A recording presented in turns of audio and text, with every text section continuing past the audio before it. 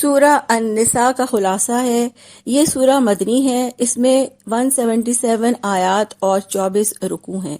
سورہ النساء میں اجتماعی زندگی کو درست کرنے کے طریقے بتائے گئے ہیں۔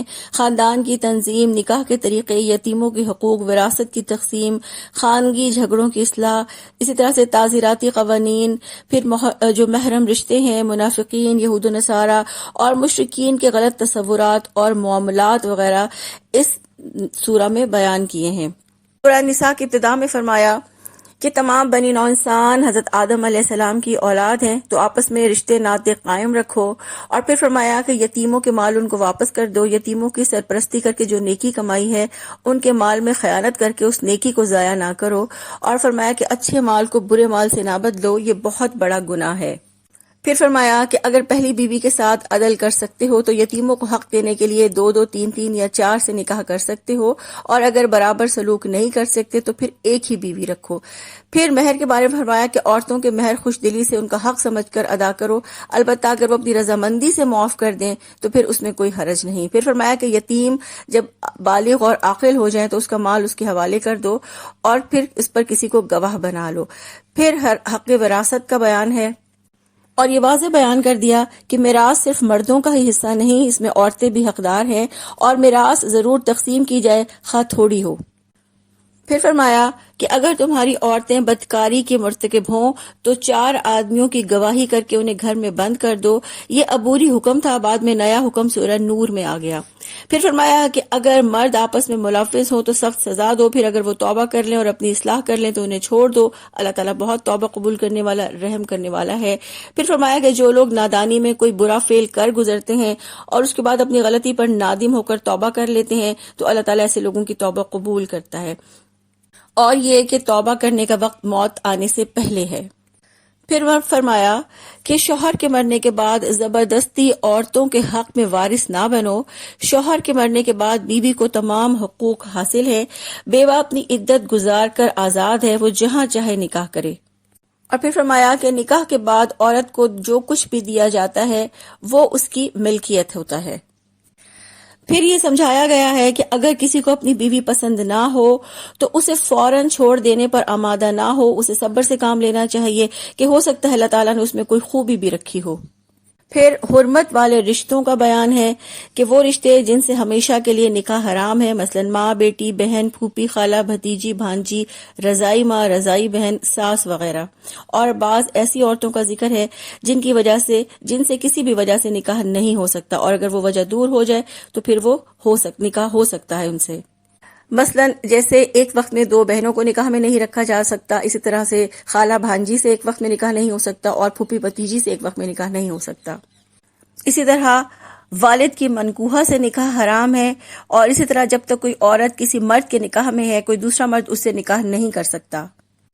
پھر فرمایا کہ نکاح کے بعد میاں بیوی کی رضامندی سے مہر کی رقم میں کمی بیشی کی جا سکتی ہے، اور اسی طرح غلاموں اور لونڈیوں کے ساتھ بھی حسن سلوک کی ہدایت ہے۔ پھر فرمایا کہ انسان کمزور پیدا کیا گیا ہے، اور اسی کمزوری کی وجہ سے شیطان انسان کو برائی کی طرف راغب کرتا ہے۔ انسان کو غلط طریقے سے کسی دوسرے کی دولت نہیں ہتھیانی چاہیے، اور دوسرے کی چیز دیکھ کر اسے حسد نہ کرو اور اس چیز کی آرزو بھی نہ کرو۔ اگر اس چیز کو حاصل کرنا چاہتے ہو تو محنت کر کے حاصل کرو۔ پھر مرد کی فضیلت عورت پر بتائی گئی ہے کہ مرد قوام ہے، یعنی سربراہ ہے، اور وہ عورت کی کفالت بھی کرتا ہے۔ پھر فرمایا اطاعت گزار عورتیں اللہ کا انعام ہیں۔ پھر فرمایا کہ جن عورتوں سے تمہیں سرکشی اور نافرمانی کا اندیشہ ہو تو پہلے انہیں سمجھاؤ، پھر انہیں خوابگاہوں میں علیحدہ کرو، اور پھر انہیں ہلکی مار مارو تاکہ وہ سدھر جائیں۔ اور عورتوں کے مارنے کے حوالے سے ہمیں حدیث سے پتہ چلتا ہے کہ منہ پر نہ ماریں، بے رحمی سے نہ ماریں، اور ایک صحابی کے جواب میں آپ صلی اللہ علیہ وآلہ وسلم نے فرمایا کہ مسواک سے مارو، یعنی مسواک جیسی ہلکی چیز سے۔ پھر فرمایا کہ اگر میاں بیوی کے تعلقات بگڑ جانے کا اندیشہ ہو تو 1 سال اس مرد کے رشتہ داروں سے اور 1 عورت کے رشتہ داروں سے مقرر کرو، وہ دونوں اگر اصلاح کرنا چاہیں تو اللہ تعالیٰ موافقت کی کوئی صورت نکال دے گا۔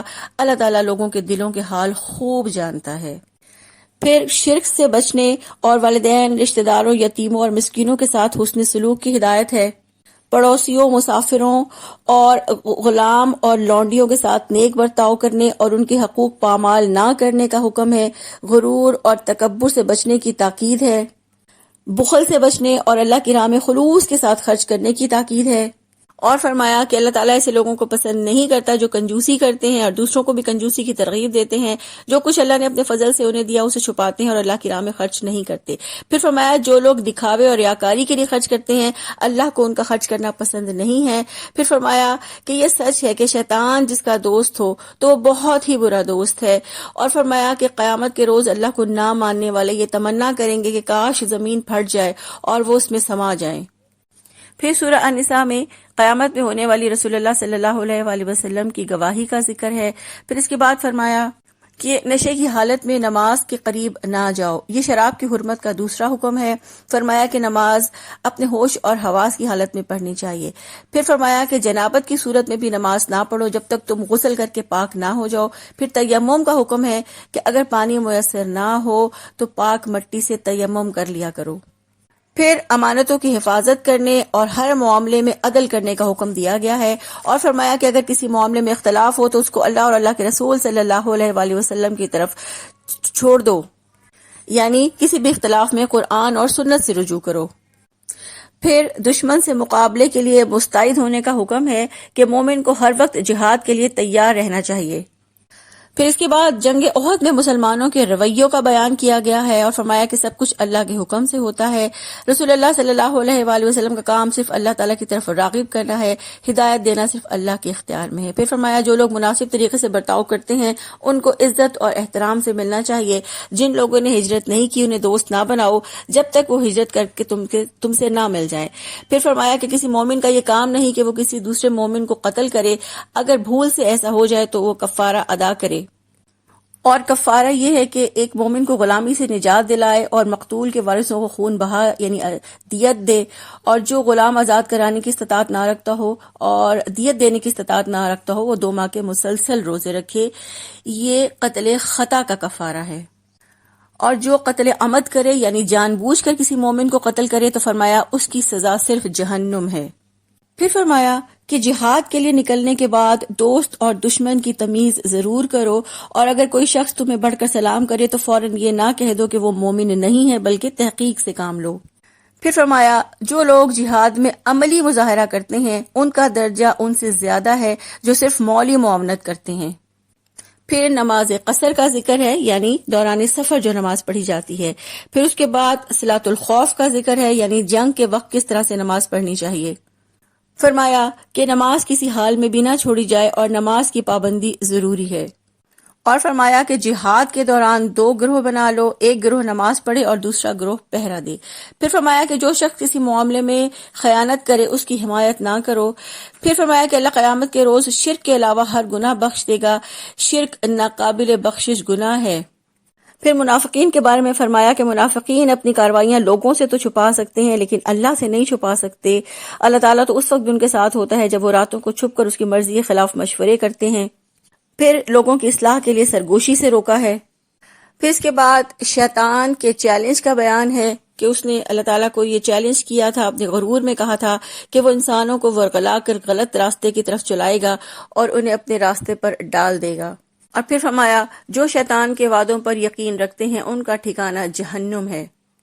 پھر فرمایا یتیموں کے ساتھ حسن سلوک کرو، ان سے ناانصافی نہ کرو۔ پھر فرمایا کہ طلاق اور جدائی سے یہ بہتر ہے کہ میاں بیوی آپس میں صلح کر لیں اور ایک دوسرے کے ساتھ رہیں۔ پھر فرمایا کہ تمام بیویوں کے حقوق برابر رکھو، اور اگر بیویوں کے درمیان مساوی سلوک کرنے کی طاقت رکھتے ہو تو پھر ایک سے زائد نکاح کرو، اگر ایسا نہیں کر سکتے تو ایک ہی بیوی کو پورے حقوق دو۔ پھر شہادت حق کا حکم ہے کہ اس معاملے میں پختگی ہونی چاہیے، خواہ اس کی زد میں والدین اور دوسرے رشتہ دار ہی کیوں نہ آ جائیں یا خود اپنی ذات پر ہی کیوں نہ زد پڑتی ہو، مومن ثابت قدم رہیں۔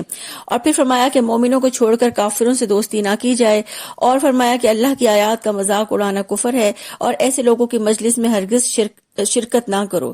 پھر منافقوں کے بارے میں فرمایا کہ ان کی تو عادت ہے کہ نماز کے لیے مجبوراً اور سستی کے ساتھ آتے ہیں اور وہ دکھاوے کی نماز پڑھتے ہیں۔ مسلمان ہرگز کافروں سے دوستی نہ رکھیں۔ پھر فرمایا کہ اللہ تعالیٰ غیب کا علم رکھتا ہے، وسیع علم رکھتا ہے، وہ تمہارے ہر کام اور حرکت کو دیکھ رہا ہے، کوئی بھی بھلائی خواہ ظاہر کر کے کرو یا پوشیدہ کرو، سب اللہ کے علم میں ہے۔ پھر فرمایا اللہ تعالیٰ اس بات کو پسند نہیں کرتا کہ آدمی بدگوئی پر زبان کھولے، مگر مظلوم ظالم کے خلاف بات کرنے کا پورا حق رکھتا ہے، اور اگر مظلوم ظلم کے باوجود بھی ظاہر اور باطن میں بھلائی کرے اور درگزر سے کام لے تو اس کا اجر اللہ اسے خود دے گا۔ پھر فرمایا اللہ بڑا معاف کرنے والا ہے، حالانکہ وہ سزا دینے کی پوری طاقت رکھتا ہے۔ پھر فرمایا جو لوگ اللہ اور اس کے رسول میں تفریق کرتے ہیں وہ پکے کافر ہیں۔ پھر حضرت موسیٰ علیہ السلام کی قوم کا ذکر ہے کہ جنہوں نے حضرت موسیٰ سے کہا تھا کہ ہم اللہ تعالیٰ کو اپنی آنکھ سے دیکھنا چاہتے ہیں، تو ان پر بجلی گری اور وہ ہلاک ہو گئے۔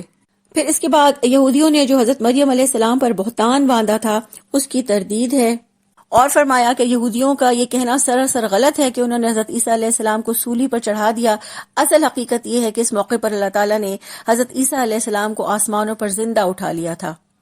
پھر یہودیوں کے سودی لین دین کا ذکر ہے جبکہ سود حرام ہے، اور مسلمانوں سے فرمایا کہ مسلمان دنیا پرستی سے دور رہیں، حلال اور حرام کا لحاظ رکھیں اور احکام الہی پر سختی سے پابند رہیں۔ پھر فرمایا کہ جتنے رسول بھی آئے ان سب کی دعوت ایک ہی تھی، اور پھر فرمایا ہے کہ تورات اور انجیل کی اصل تعلیمات وہی ہیں جو قرآن کی ہیں، اس لیے رسول اللہ صلی اللہ علیہ وسلم پر اور قرآن پر ایمان لے آؤ۔ پھر فرمایا کہ عیسائیوں کا عقیدہ تثلیث یعنی تین خداؤں کا عقیدہ شرک ہے، اللہ بس ایک ہی ہے، اس کی نسل سے کوئی نہیں ہے، اور یہ کہ حضرت عیسیٰ علیہ السلام انسان تھے، اللہ کی مخلوق تھے اور رسول تھے، اور فرشتے بھی اللہ کی مخلوق ہیں۔ اور پھر فرمایا کہ اگر کوئی شخص اللہ تعالیٰ کی بندگی کو اپنے لیے عار سمجھتا ہے تو وہ یہ جان لے کہ ایک وقت آئے گا جب سب لوگ اللہ کے حضور حاضر ہوں گے، اور اس وقت ایمان رکھنے والے پورا اجر پائیں گے، اور جنہوں نے اللہ کی بندگی کو عار سمجھا انہیں دردناک سزا بھگتنی پڑے گی۔ فرمایا قرآن نور ہے جس کی روشنی سے گمراہی اور ساری تاریکیاں دور ہو جاتی ہیں، اور فرمایا کہ رسول اللہ صلی اللہ علیہ وآلہ وسلم تمام عالم کے لیے رسول ہیں، اور آپ صلی اللہ علیہ وآلہ وسلم پر ایمان لائے بغیر نجات ممکن نہیں۔ پھر کلالہ کا مسئلہ بتایا گیا ہے کہ جس کے نہ ماں باپ ہوں نہ اولاد، صرف بہن بھائی ہوں، تو اس کا ترکہ کس طرح تقسیم ہوگا۔ یہ تھا سورہ النساء کا خلاصہ۔ آج کی حدیث ہے، حضرت ابو درداء رضی اللہ عنہ بیان کرتے ہیں کہ رسول اللہ صلی اللہ علیہ وآلہ وسلم نے فرمایا، تمہارے سامنے آخرت کی دشوار گزار گھاٹی ہے، جس سے نجات پانے والا وہی ہوگا جو گناہوں کے بوجھ سے ہلکا ہوگا۔ سبحانک اللہم و بحمدک، نشہد ان لا الہ الا انت، نستغفرک و نتوب الیک۔ السلام علیکم ورحمۃ اللہ وبرکاتہ۔